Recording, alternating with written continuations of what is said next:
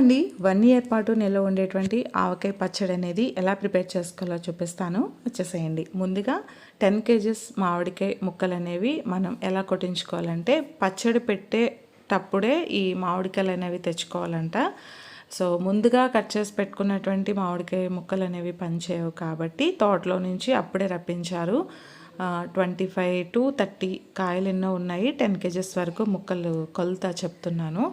ఈ కాయలు అనేవి నీట్గా కడిగి ఎక్కడ తడి లేకుండా క్లాత్తో తుడిచి 1 అవర్ పాటు ఎండలో ఆరబెట్టుకోవాలి. ఇలా ఆరబెట్టుకున్నటువంటి కాయలు అనేవి మీడియం సైజ్ ముక్కలుగా కట్ చేసుకుని ఇవి కూడా 1 అవర్ పాటు ఎక్కడ వెట్ మాయిశ్చర్ అనేది లేకుండా కాటన్ క్లాత్ మీద ఫ్యాన్ గాలికి 1 అవర్ పాటు ఆరబెట్టి విడివిడిగా ఇలా మనం తుడిచి పక్కన పెట్టుకోవాలన్నమాట. నేను ఇక్కడ ఒక బౌల్ తీసుకున్నాను. ఈ బౌల్తో నాకు 4 కప్పుల వరకు మామిడికాయ ముక్కలు అనేవి అయ్యాయి. 4 కప్పులు మామిడికాయ ముక్కలకి 1 కప్పు ఆవపిండి తీసుకున్నాను. 1/2 కప్ వరకు మెంతిపిండి, 1/2 కప్ సాల్ట్, 1 కప్ ఫుల్గా కారం అనేది, ఇది కూడా ఆడించి తీసుకున్నటువంటి కారం అనేది, పచ్చడి మిరపకాయలంట. సో ఆడించి తీసుకున్నటువంటి మిరపకాయల కారం అనేది 1 కప్ వరకు తీసుకున్నాను. ముందుగా మామిడికాయ ముక్కలకి 1/2 కేజీ వరకు నువ్వుల నూనె అనేది ఇలా పట్టించుకుని హాఫ్ అన్ అవర్ పాటు ఇలా పక్కన పెట్టుకోవాలి. ఎప్పుడైతే ఆయిల్తో ప్రతి ముక్క మనము నానపెట్టి పక్కన పెట్టుకుంటామో అప్పుడు ఈ మామిడికాయ పచ్చడి అనేది బూజు పట్టకుండా ఉంటుందంట. ఇలా 1/2 కేజీ వరకు నువ్వుల నూనె అనేది ఫస్ట్ ఈ మామిడికాయ ముక్కలకి పట్టించేసి, మిగతా 1 కప్ ఆవపిండి, 1/2 కప్ మెంతిపిండి, 1/2 కప్ సాల్ట్, 1 కప్ కారం అనేది ఈ మామిడికాయ ముక్కల్లో యాడ్ చేసుకోవాలి.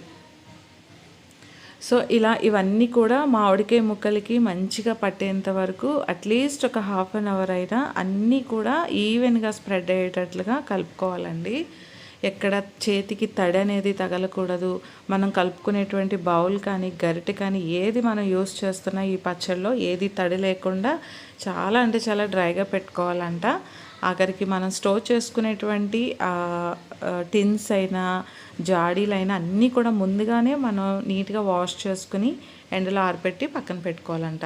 ఇప్పుడు ఇలా ఇవన్నీ కలుపుకున్న తర్వాత 3 కేజెస్ వరకు ఆయిల్ అనేది యూస్ చేస్తున్నాము. ఆల్రెడీ నేను ఒక 1/2 కేజీ ఆయిల్ అనేది నువ్వుల నూనె ముందుగా యూస్ చేసాము.